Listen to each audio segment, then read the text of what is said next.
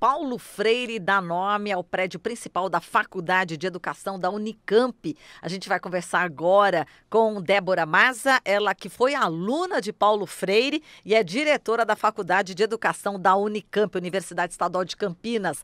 Olá, Débora, bom dia. Bom dia, bom dia. Inicialmente, gostaria de dar bom dia a todas as pessoas que estão nos ouvindo e participando, e também fazer uma correção. Eu sou diretora associada da Faculdade de Educação. A Perfeito. diretora é a professora Dirce Zan. Perfeito. Débora, bom, vamos falar aqui desse momento, né, que a gente está vivendo no país hoje. Então, a nomeação, né, colocar o nome de Paulo Freire, né, no prédio principal da Faculdade de Educação é um ato também de resistência, um ato simbólico neste momento em que a educação está sendo brutalmente atacada pelo governo Bolsonaro, né, Débora? Correto, exatamente. O professor Paulo Freire foi professor da Faculdade de Educação nos anos de 1980 a 1991. E desde o seu falecimento, em 1997, a Faculdade de Educação tem o desejo de fazer jus à passagem desse educador pela Faculdade de Educação, pela Universidade Estadual de Campinas, que sempre foi uma universidade que teve uma responsabilidade com a sociedade e que teve uma presença muito forte, muito marcante na região metropolitana de Campinas. E sempre acontecia alguma coisa, que a ideia não ia para frente, mas nesse momento, o ano passado, nós tivemos o primeiro seminário de pesquisas com os estudantes do mestrado profissional da Faculdade de Educação.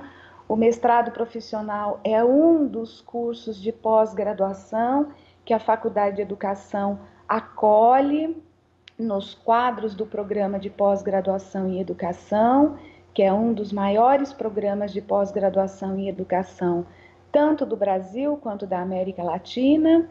E aí, nesse seminário, junto a professores das redes municipais e estaduais de educação da região metropolitana, foi feito um abaixo-assinado, iniciado por esses estudantes e engrossado pelos docentes da faculdade, por outros discentes, funcionários, um abaixo-assinado que chegou a cerca de 800 assinaturas.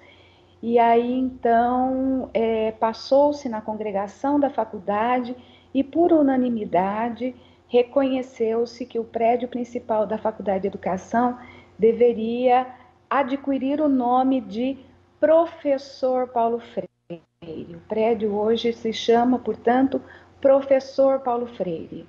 É um reconhecimento não só do trabalho, da vida, da obra e do percurso profissional do professor Paulo Freire no Brasil e no mundo, junto a uma educação para todos, para o povo, emancipada, livre dos processos de exploração e de alienação, mas também um reconhecimento da importância social dessa profissão chamada professor e professoras.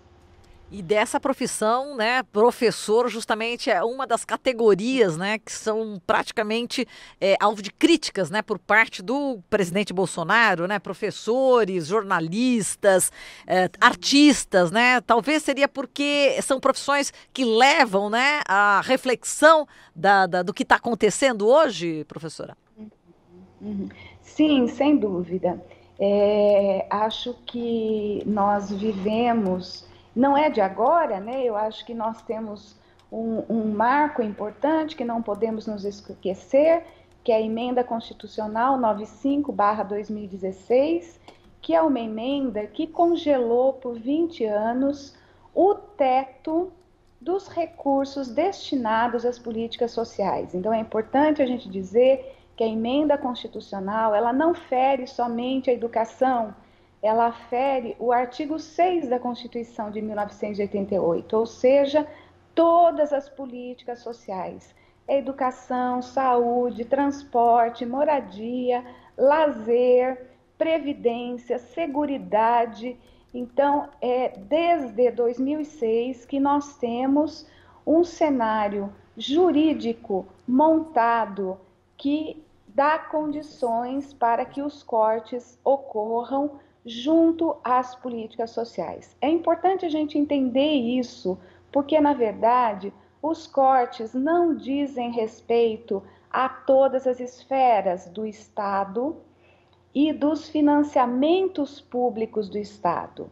Os cortes dizem respeito às políticas sociais, ou seja, é a presença dos pobres e do povo brasileiro e da seguridade social, desse colchão de construção de bem-estar social e de direitos sociais que está sendo retirado do orçamento do Estado.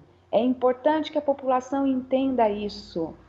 As subvenções ao capital privado, as subvenções às dinâmicas econômicas, as subvenções públicas à quebradeira dos bancos e ao capital financeiro não está sendo cortada. O que está sendo retirado do orçamento do Estado é a presença da população, do povo, das políticas sociais do orçamento do Estado. Dentre elas, a educação. Perfeito. E a gente está aí nas ruas, né, professora? Os estudantes puxando manifestações, professores, funcionários, né, de escolas, de universidades, como a gente viu no dia 30, né? E qual que é a sua expectativa também? Queria que você fizesse uma análise sobre essas manifestações e também a sua expectativa para a greve geral do dia 14 de junho. Olha, eu acho que essas manifestações, elas têm sido uma amostra de que o povo brasileiro, a população brasileira, os trabalhadores, os sindicatos, as pessoas de modo geral, elas estão entendendo o que está acontecendo. Elas já entenderam que essa reforma da Previdência não é uma reforma para salvar o Estado brasileiro, não é uma reforma para resolver o problema da dívida externa ou da dívida interna. Essas reformas são reformas que retiram do orçamento do Estado a população brasileira e a coloca órfã, à mercê de si mesma. Essa eu acho que é uma lição importante. E é importante também a gente entender por que nesse cenário os principais alvos têm sido professores, escola pública, saúde pública, servidores públicos. É importante a gente entender o que está por detrás disso. O que nós construímos nesses frágeis e curtos períodos de experiência democrática no Brasil. As nossas experiências democráticas são sempre interrompidas por golpes.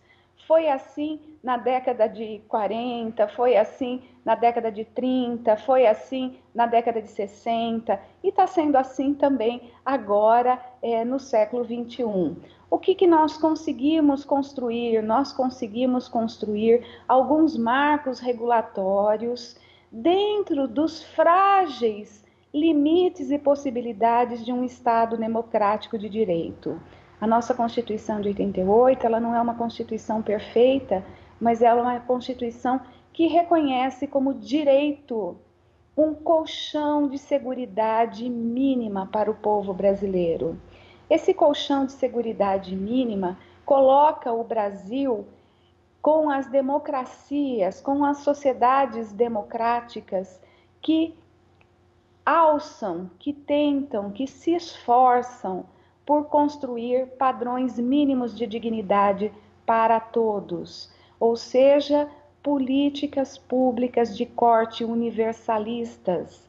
Dentre elas encontra-se a educação, a saúde, a previdência, a segurança pública, etc.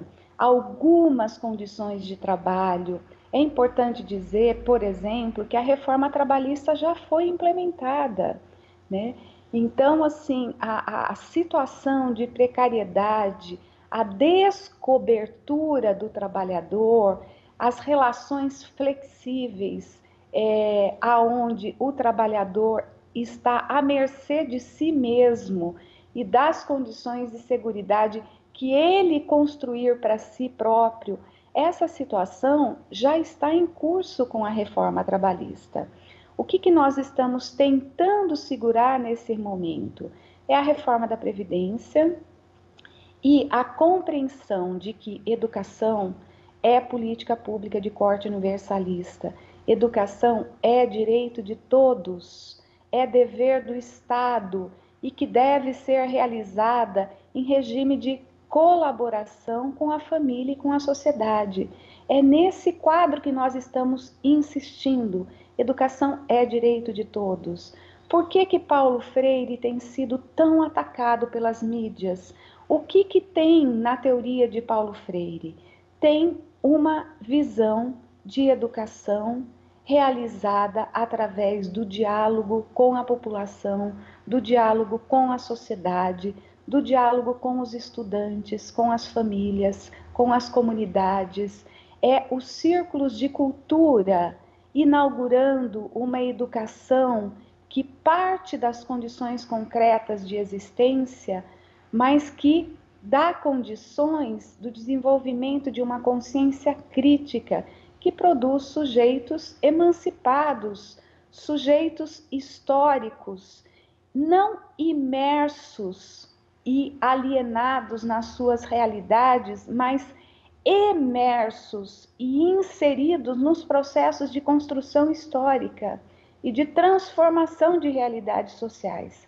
Tem de vista melhores condições de vida para todos. Isso não é uma lição revolucionária, é uma lição muito simples de construção de uma sociedade menos desigual e menos violenta. O projeto... Desculpa. Não, pode concluir, pode concluir.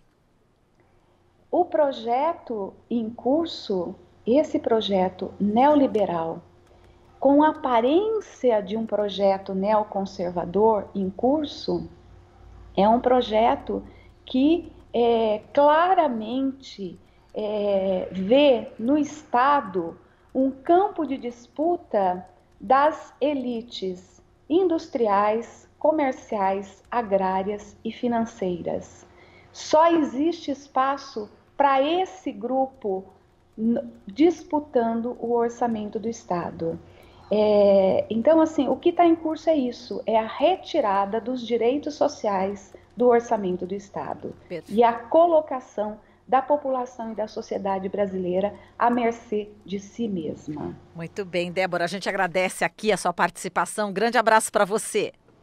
Obrigada, um bom dia para todos. Bom dia. Falamos aqui com Débora Maza, ex-aluna de Paulo Freire e diretora associada da Faculdade de Educação da Unicamp. Você acabou de ouvir Jornal Brasil Atual.